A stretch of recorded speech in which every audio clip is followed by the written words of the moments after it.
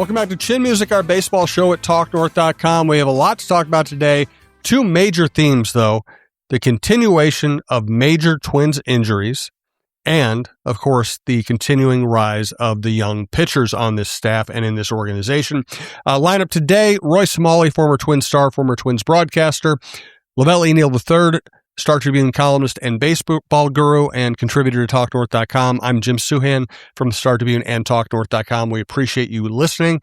We're probably going to end up putting this show on YouTube as well as via audio, so you'll have different ways to access the show in the future. Right now, best way to listen, either subscribe to your favorite podcast app or go to TalkNorth.com and check out this show and many other shows. We're coming to you from the Aquarius Home Services studio, and we're presented by OnX Maps. All right, gentlemen, Let's start with the positive. Rojas goes out there the other day, 4 shutout innings, looked great.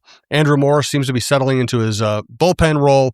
Taj Bradley might be back fairly soon. Festa might be on the horizon. Zebby pitched well the other day. And, of course, Joe Ryan, who's more of a proven guy, pitched well the other day.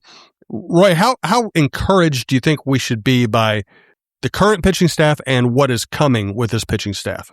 Well, I like it a lot from what I've seen. The thing I like the best currently is that the Twins lineup finally got Joe Ryan more than one run. Yeah, and he was able to win a game as a result. Joe's pitching great.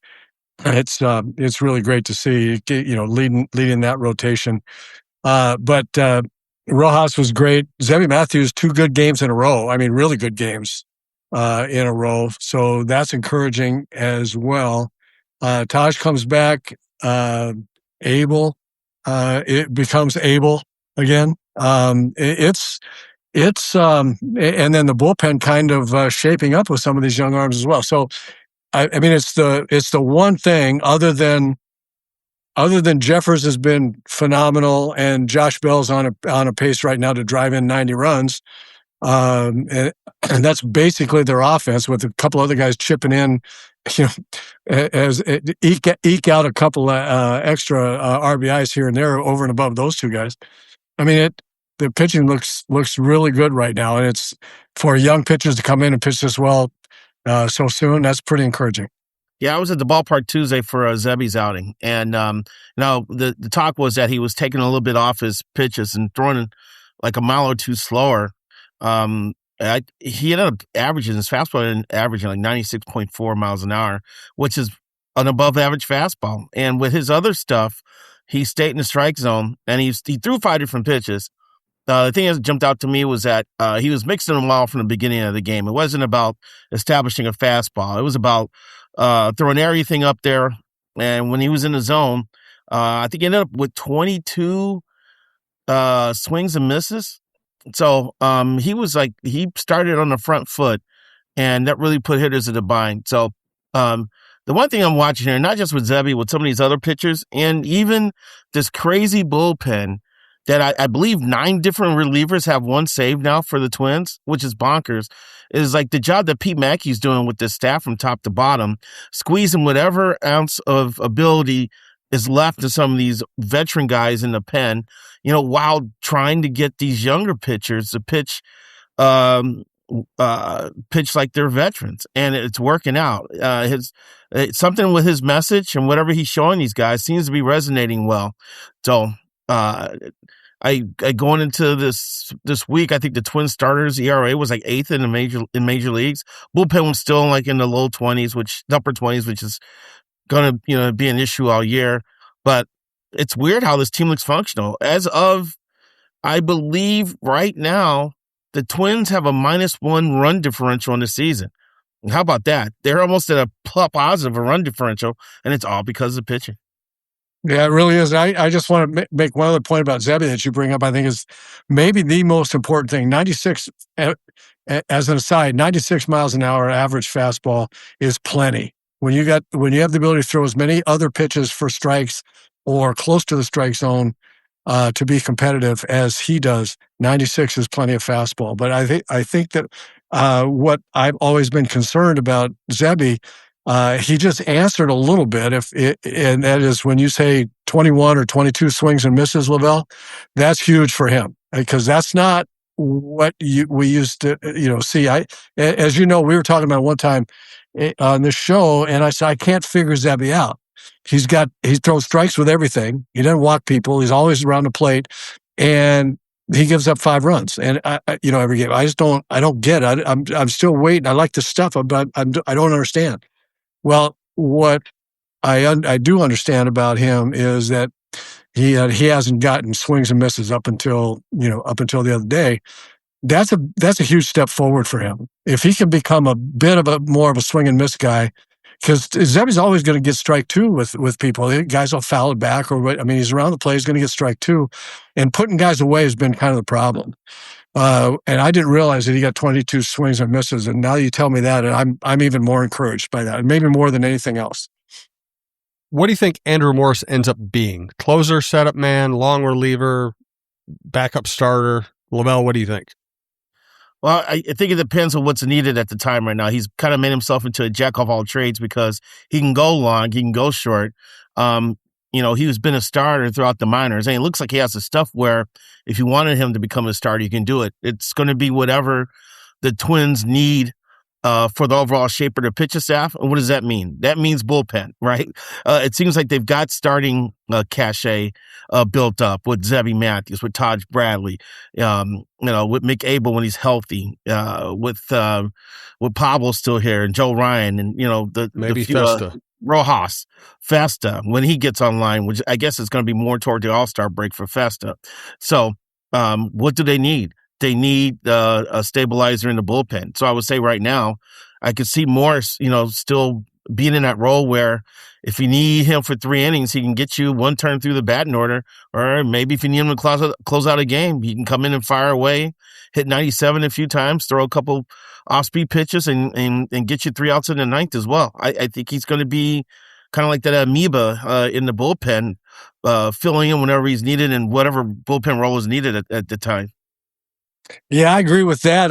I think if you look at the rest of the bullpen and the way it's shaping up, if I am Derek Shelton, I'm thinking, as you mentioned, LaVelle, Pete Mackey's trying to get as much as he can out of the veterans. And one of the names, you didn't name him, but you're talking about Taylor Rogers, maybe most of all, to use him in a spot, but the game can be on the line for a manager in the 4th inning or the 5th inning, right? I mean, he can look at matchups. He can look at the way the game's going and say, I could use Andrew Morris's stuff for 3 innings, 2 or 3 innings, or he could pitch the 7th against a certain matchup, a tough matchup, maybe a right-hand hitters.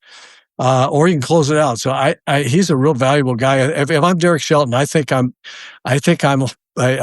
holding him right in my vest pocket right here, and as a bit of a wild card ace, Joker's wild or something, in my vest pocket just in case I need him for whatever reason. I think you're right about that. Andrew Morris, ace in the hole in the bullpen. So what does that make? What does that make Rojas? Roy, let's start with you this time. Do you project him as a starter, reliever, setup guy, closer, middle of the rotation starter, potential higher than that? I mean, what do you think? What do you see for this guy?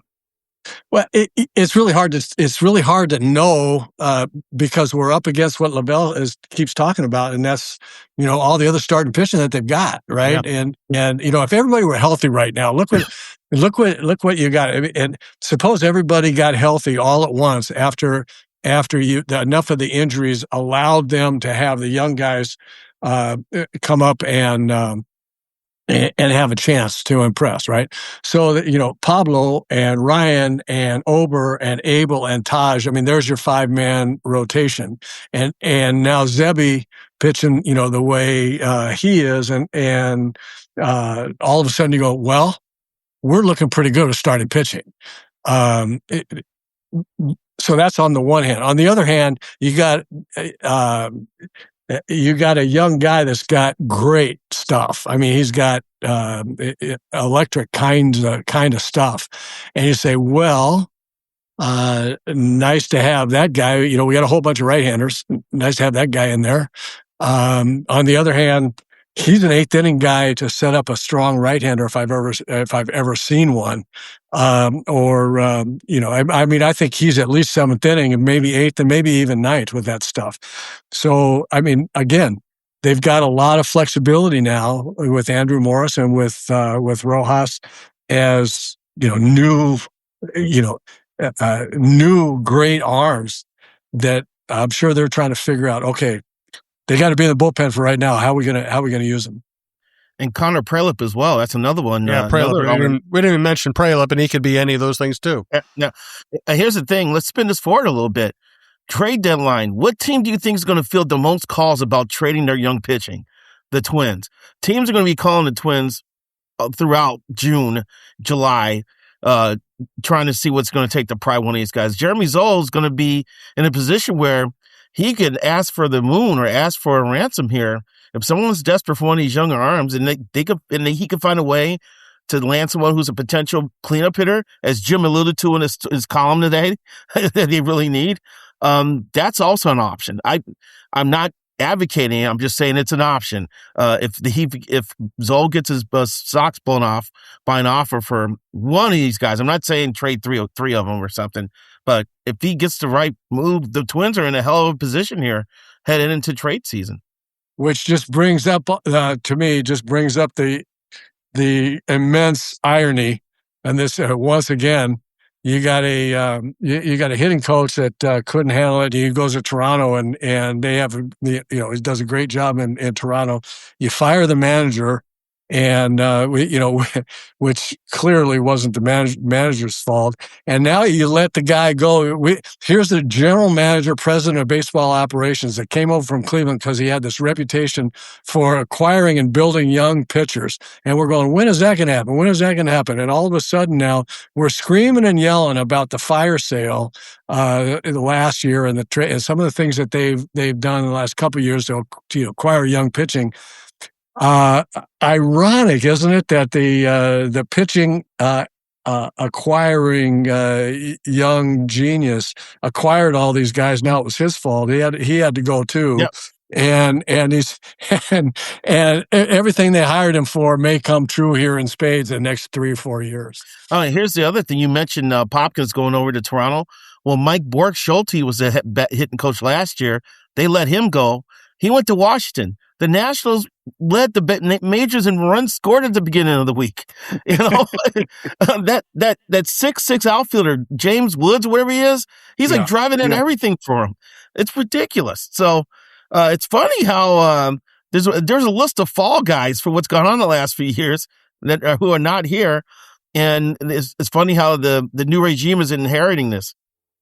No doubt. All right, more on that stuff. Injuries, Culpepper, Sabato, what's going on in the minors, the Twins-Saints shuttle that is ever active. First, we want to remind you we're coming to you from the Aquarius Home Services studio. Is your water leaving white scale, smelling funky, or making you a bit suspicious of what's in it? One call to Aquarius Home Services, your authorized independent Connecticut dealer, means worry-free water for your home and family. Schedule your free water test today and experience the Connecticut difference for just $9.95 per month for the first 3 months. Aquarius Home Services. One call, problem solved. Earning the right to be recommended. Schedule today at aquariushomeservices.com.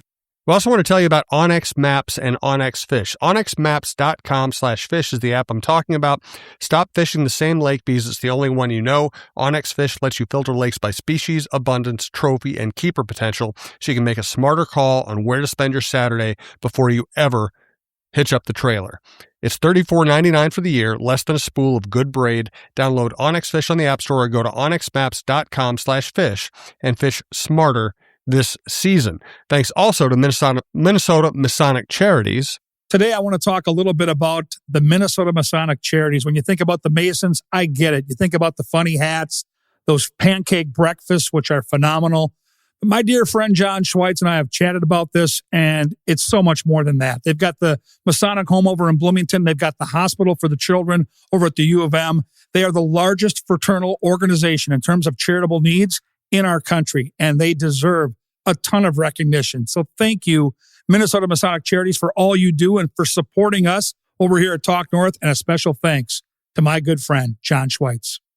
And here's Talk North star John Krasinski for True Vision Institute. True Vision Institute in Bloomington is the place to go for your vision correction needs. Go to truevision.com, set up a free consultation, go on into the folks at True Vision and just enjoy the hospitality and enjoy the education that you get in terms of the options that you have for vision correction. I had LASIK surgery at True Vision almost 2 years ago. It was an incredible experience. They bring you in. You're in and out of there very quickly, and within hours, you're seeing as clearly as I've ever seen. I have no need for the hassles of glasses and contacts anymore, and just life is smoother, life is easier since I went to True Vision. So go to truevision.com and set up your consultation, and then go through the motions. And you, by the end of it, when you come out of there, you will be saying, I should have done this 10 years ago, just like I did. True Vision, truevision.com. Here is where it all starts. Here's where pages are turned and new legends are written. Here's where kids become lifelong fans and lifelong fans become kids. Here's where sunsets last longer, happy hour tastes better, and summer hits its stride. And when all of Twins territory stands together and believes hard enough, well, there's no place like here. Get your tickets at twins.com. The days are longer, the calendar is filling up, and I want to feel as good as this beautiful summer weather. That's why I've been loving Groons. It's one daily pack of gummies that covers my greens, vitamins, and minerals, and even has 6 grams of prebiotic fiber, so I don't need to juggle a complicated wellness routine on top of everything else. They taste amazing. They're easy to toss in my bag on the go. Plus, they're vegan, gluten-free, and HSA, FSA eligible for reimbursement. Save up to 52% off with promo code podcast at Groons.co. That's code podcast at GRUNS.co. I hate to talk about the injuries, and I'm kind of sickened by it. It's like Jeffers off to just playing great, looking like an all-star caliber catcher, and of course, Hamate. Emma Rodriguez, one of the great hopes for a future star. He's playing at AAA. He has thumb surgery. It just feels like this. Every time you want to feel optimistic about something with his organization, something like this happens. Yeah, and Rodriguez was unfortunate. I think he dove into first base trying to beat a throw, and that's where he initially suffered the injury. So that's really unfortunate in his case. And it's really tough when these blunt force injuries occur, because you get concerned when a guy is having soft tissue injuries. But when you're popping a bone in your wrist because you swing and you get hit with a pitch or slide into a base and it happens, it's stuff you can't avoid. And it's frustrating. We're still waiting for Walker Jenkins to have a run of health here. I thought all these guys would be a month away from their major league debut, and I don't foresee any of them getting here until August. Maybe Culpepper sooner than later, but it depends on how quickly Royce Lewis can figure things out, and if Brooks Lee can continue to be, functional at the plate while playing adequate short. But yeah. People I wanted to see up here this year, I don't know when. And it's too bad, definitely, with these pitchers, because you want these young pitchers to get innings. You want to see Fester continue to get innings. You want to see Zevy's finally back. That's encouraging. You want to see these other guys, get experience. But it's a long list. But the Twins aren't the only one. There's some teams. 4/5 of the Houston Astros rotations on the injury list. That the team that just left Target Field this week. So it's not just them. I got to tell you, I apologize. I missed the big news about Jeffers. I didn't know he got a hamate bone. That's really tough. I did that right after I signed out of college, playing playing in a game in the wintertime before I went to spring training, and it's a tough injury, and I'm sick about that. Poor guy was having a wonderful year, as you said, Jim, and I feel terrible about that. Very frustrated, but not nearly as frustrated as I am with Rodriguez sliding head first in first place and jamming his thumb. I think that, I'm to the point now where, okay, whichever thumb you hurt, I'm gonna break the other thumb with a hammer just so you don't ever do that. Stop it. Stop it. All it does it's virtue signaling. Stop it. It's just, okay, look at how I'm hustling. You slow down. As soon as you leave your feet, you slow down. Yep. You have worse chance of being safe. You have a better chance of getting hurt. It's the dumbest thing in baseball. Knock the stuff off. I remember I was covering the Kansas City Royals in the mid-'90s, and Michael Tucker was just coming up with the Royals, and he was like one of their top prospects. And there was a game where there was a runner on third, and he hit a chopper to second base, and he takes off flying.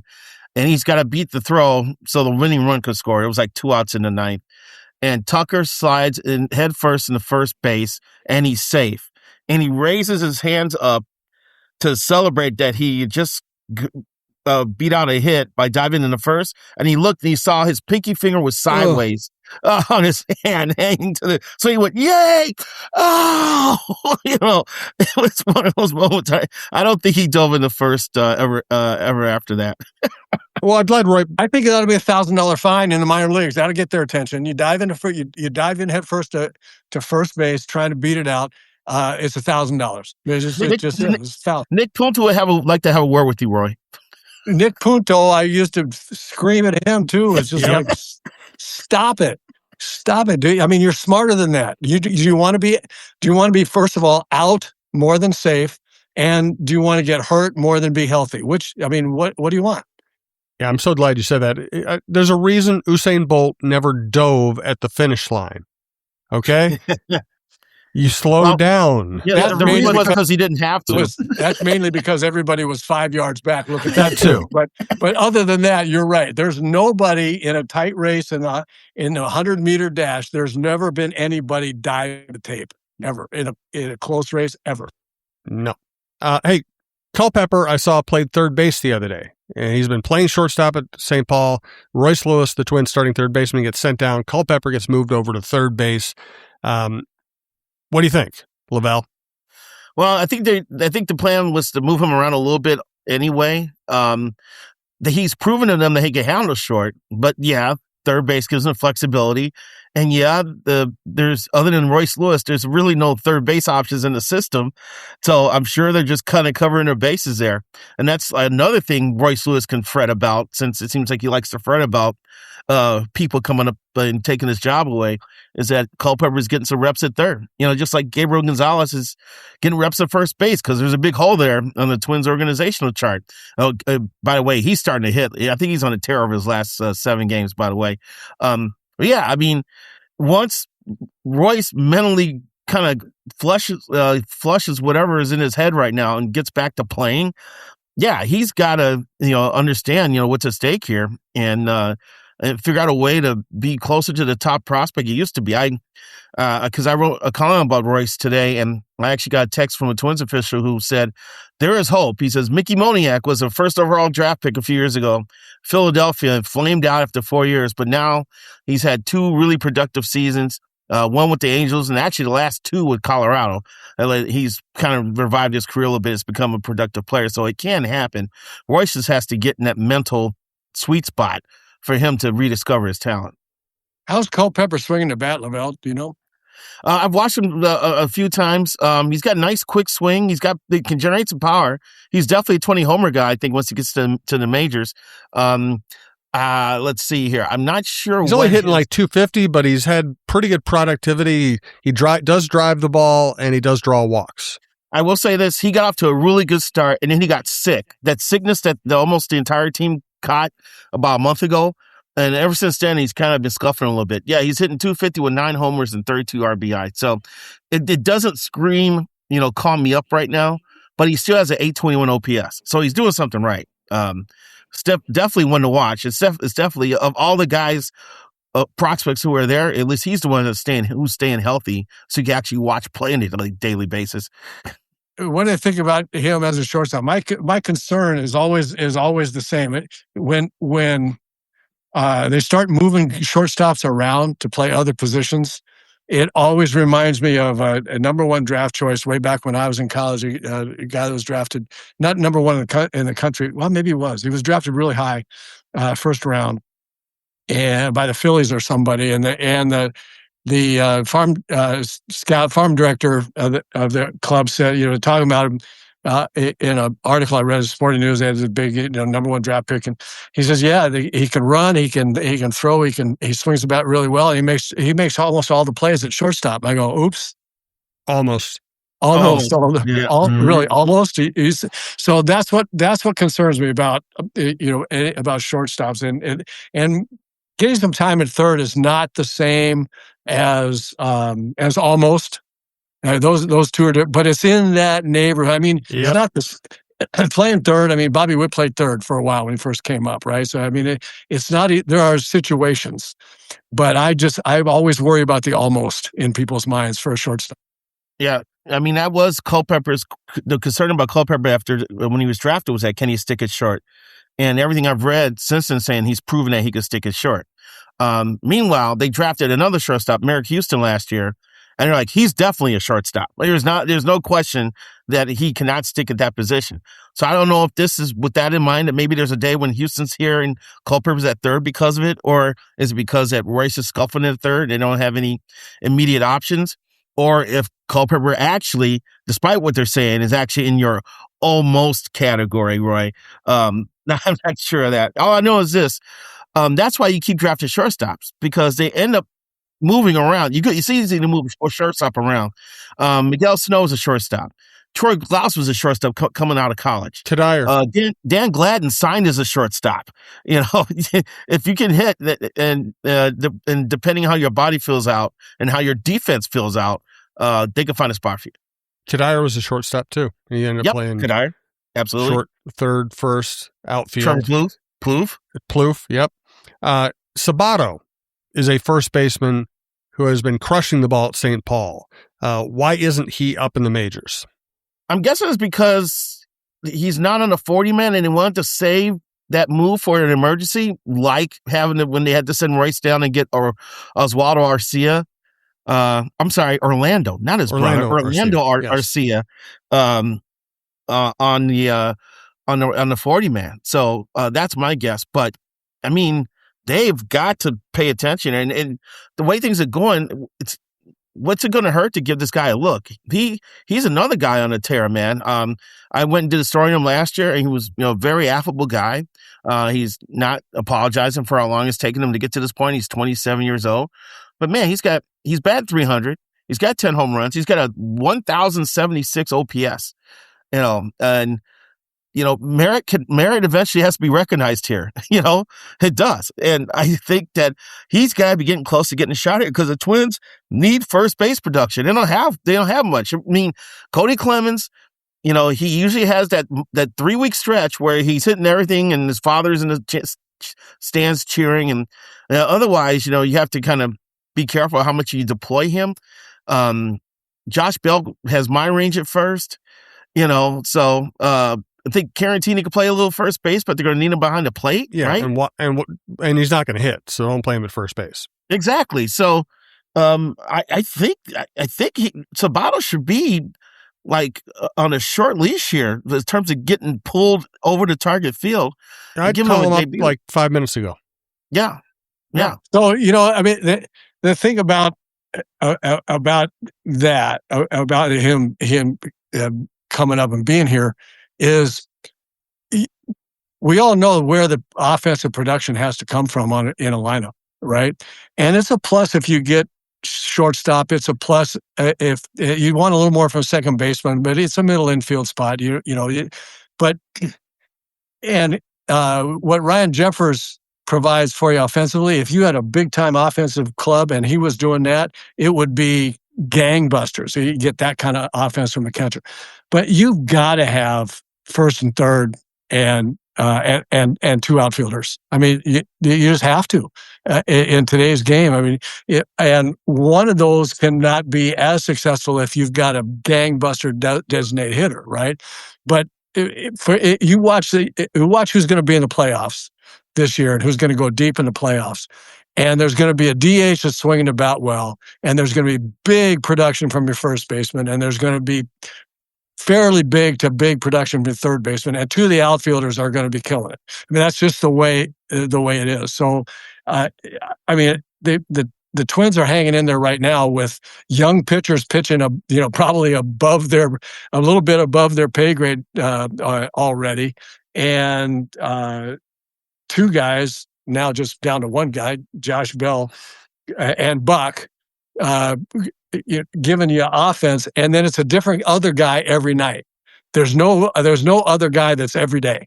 There's different guys, and you can't live that way. You're just not going to be able to live offensively with Buck and Josh Bell, and then Brooks Lee Tuesday and Keishel on Wednesday and Kreider on Thursday. I mean, it's not going to happen, because on the Tuesday when it's Brooks Lee, if the other guys aren't drawing walks or something, then there's no RBIs for Brooks Lee for his day to get hits. I mean, I'm droning on about the obvious here, but man, I mean, you got to start looking at where you're going to get offense in this, if you've got a chance. Absolutely. All right.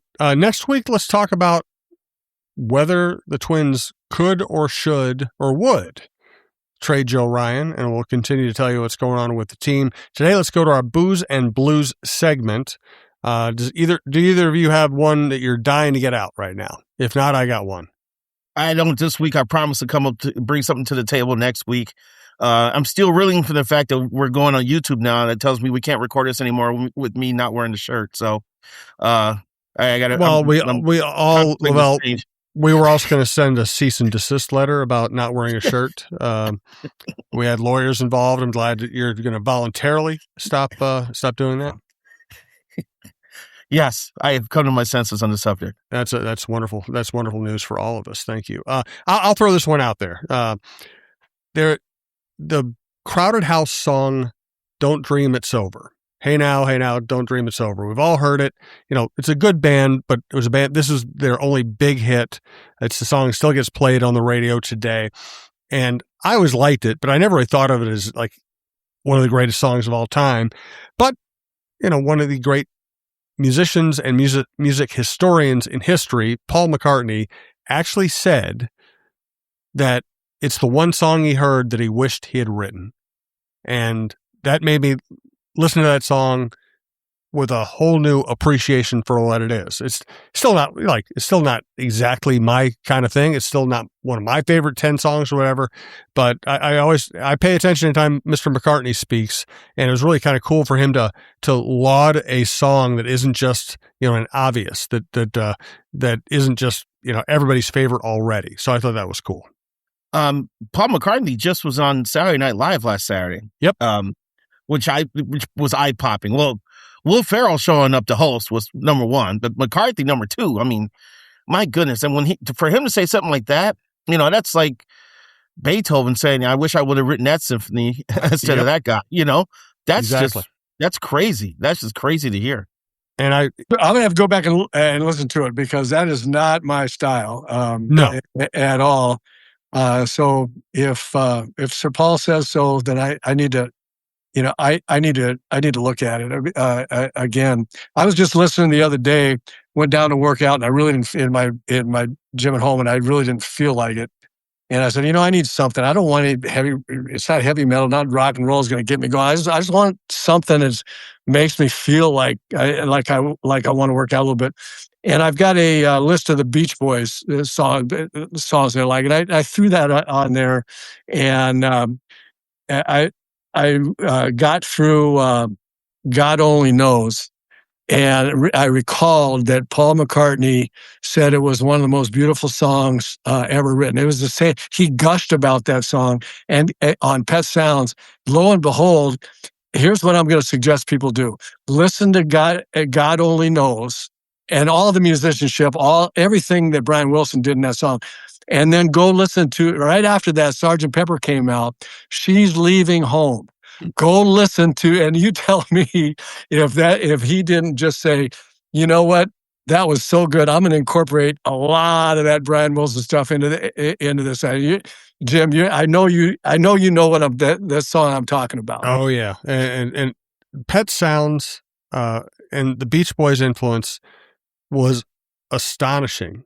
And it's also a reminder that all the great rock and roll, all the great pop comes from a group of buddies who get together in their hometown and just start playing music without having any idea that they're going to make it big, without necessarily any formal training. They just get together and start doing it, you know? And then at least one of them turns out to be a musical genius, and then there they go. Yeah.